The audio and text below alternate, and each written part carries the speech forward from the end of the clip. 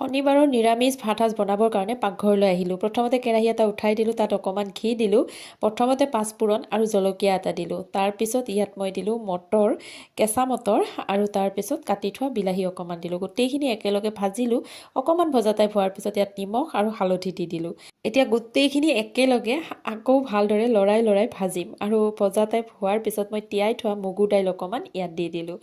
আৰু এতিয়া মগু দাইল, মটৰ, বিলাহী গোটেইবোৰ আকৌ ভাজিব ধৰিলোঁ আৰু যেতিয়া ভজা হৈ গ'ল তাত অকণমান পানী দিলোঁ আৰু এতিয়া এই দাইলখন মই কুকাৰত দি দিম।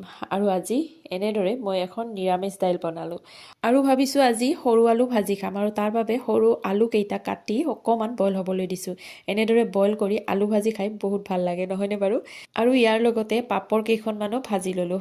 শনিবাৰৰ দুপৰীয়াৰ নিৰামিষ ভাত সাজ আমি এনেদৰে গ্ৰহণ কৰিলোঁ। আপোনালোকে আজি কি বনালে কমেণ্ট কৰি জনাব।